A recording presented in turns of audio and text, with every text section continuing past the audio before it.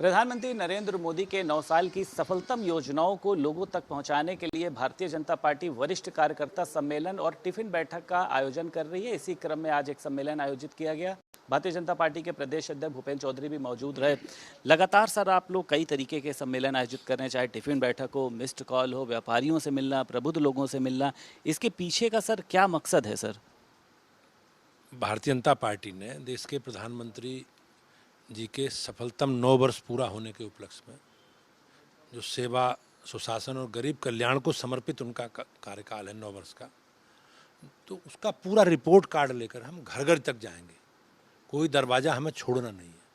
तो उसके लिए भारतीय जनता पार्टी ने 1 माह का अभियान चलाया है। 30 मई से 30 जून तक हम उस अभियान का हिस्सा हैं। हमने अभी आपने देखा होगा सभी लोकसभाओं में पत्रकार वार्ता और सोशल मीडिया संवाद के 2 कार्यक्रम हमने किए हैं। उसके बाद हम लोगों ने सम्मेलन, व्यापारी सम्मेलन, प्रबुद्ध सम्मेलन, संयुक्त मोर्चा सम्मेलन, ये हम लोग कर रहे हैं। सभी लोकसभाओं में हमें बड़ी बड़ी एक रैली करनी है। हम उसमें बहुत तेज़ी से आगे बढ़ रहे हैं। कुछ जगह हुई हैं, कुछ आगे प्रस्तावित। ऐसे ही हमें विकास तीर्थ का अवलोकन करना है। हमारी सरकारों ने जो काम डेवलपमेंट के किए हैं उन कामों को हमें दिखाना है जनता को। इसके अलावा 21 तारीख को योग दिवस का कार्यक्रम है और 21 तारीख से 30 तारीख तक घर घर जनसंपर्क के कार्यक्रम है। तो उसमें से अब जैसे हम कार्यकर्ता आधारित जन संगठन है, हमारी पार्टी कार्यकर्ताओं के हिसाब से चलती है, तो हमने कार्यकर्ताओं के लिए 2 कार्यक्रम आयोजित किए हैं, वरिष्ठ कार्यकर्ता बैठक और एक कार्यकर्ता बैठक। तो कार्यकर्ता बैठक को तो इसलिए लगाना है कि हम अपने संगठन को इस अभियान से जोड़ना है। भाई संगठन तो जाएगा, घर घर जो संपर्क जैसा एक बड़ा महाअभियान है, घर घर जैसा लोग जाना एक बड़ी चुनौती है। 1,74,00,000 बूथ हैं, तो हमें उन सब परिवारों में जाना है, तो हमें अपने संगठन को एक्टिवेट करना है। बहुत बड़ी संख्या ऐसी है जिन्होंने इस विचार को स्थापित करने में अपना लंबा समय दिया है। तो ऐसे वरिष्ठ कार्यकर्ता हैं, तो उनके साथ भी हम लोग बैठक कर रहे हैं, उनके भी सुझाव मांग रहे हैं, उनकी भी बातचीत हम कर रहे हैं।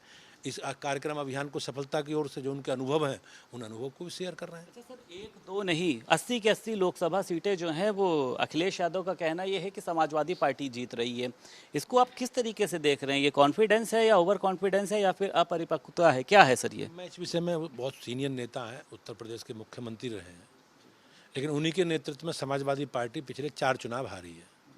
वो 2017 का विधानसभा भी चुनाव हारे, 2019 का लोकसभा चुनाव हारे, 2022 का विधानसभा चुनाव हारे।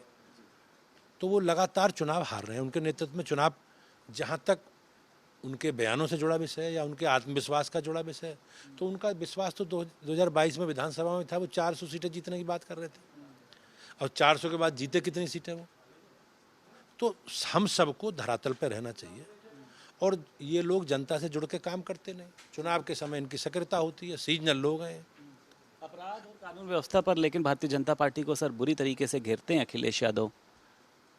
आज मैं निश्चित रूप से कह सकता हूँ कि 2012 से और 2017 तक का जो उनका कार्यकाल था, अराजकता, गुंडागर्दी, बेईमानी, भ्रष्टाचार और पूरा प्रदेश दंगाइयों के हवाले था और सरकार दंगाइयों के साथ खड़ी थी।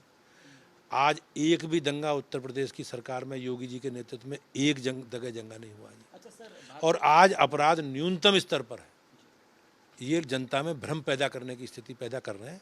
उत्तर प्रदेश की महान जनता सब जानती है और निश्चित रूप से मैं कह सकता हूँ कि हम लोग पूरी तैयारी के साथ मोदी जी के नेतृत्व में जाएंगे।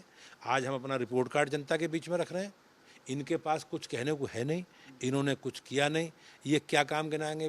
भ्रष्टाचार गिनाएंगे। किस प्रकार से समाजवादी पार्टी में जब भर्ती होती थी तो लोग, इनके परिवारों के लोग झोला लेके घूमते थे वसूली करते हुए।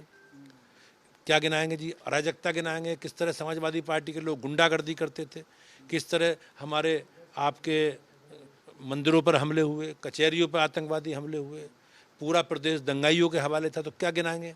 हमारे पास काम है जी। हमारी सरकार ने जो काम किए हैं, बिजली, पानी, सड़क, शिक्षा, स्वास्थ्य, सुरक्षा, और हमारे लिए गर्व का विषय है कि हमारे एजेंडे का एक हिस्सा है अयोध्या में भगवान श्री राम का मंदिर। आप देखो भगवान राम का मंदिर बन रहा है। कोई दो राय नहीं है, भारतीय जनता पार्टी ने शुरुआत से ही धर्म को लेकर, हिंदुत्व को लेकर या फिर राम मंदिर को लेकर सर बातें की हैं और उसको सर पूरा भी किया है। लेकिन अखिलेश यादव सर इन दिनों जिस तरीके से चाहे नैमिषारण्य हो, गोला गोकर्ण हो, बताया गया है कि आरएसएस को लेकर भी उन्होंने किताब छपवाई है और गांव-गांव भेजकर बताने का प्रयास कर रहे हैं कि आरएसएस ने, बीजेपी ने धर्म को किस तरीके से बांटने का काम किया है। नुकसान होगा इससे? नहीं, वो अयोध्या में जिस प्रकार से निहत्थे कार सेवकों पर उनको गोली चलाई, उन्होंने नरसंहार किया, वो भी बताएंगे लोगों से।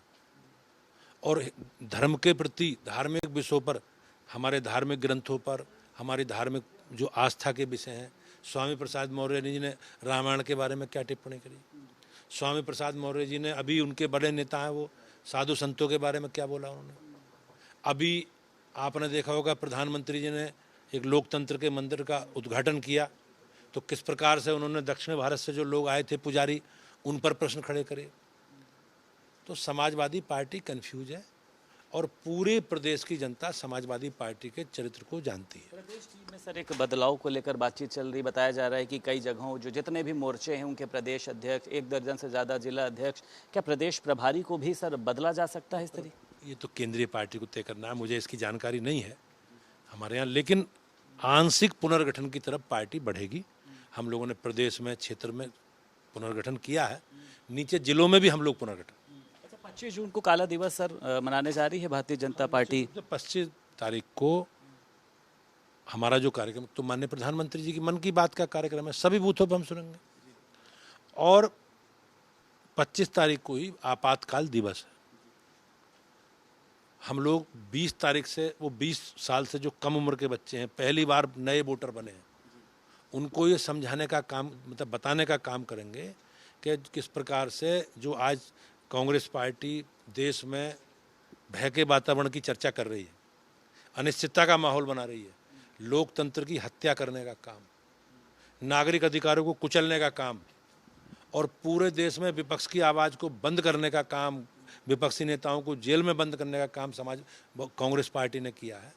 तो वो आपातकाल के रूप में किस प्रकार से उन्होंने देश में आपातकाल को थोप कर लोगों के नागरिक अधिकार समाप्त कर दिए, तो उनकी सारी चर्चा हम लोग करेंगे। बहुत शुक्रिया सर।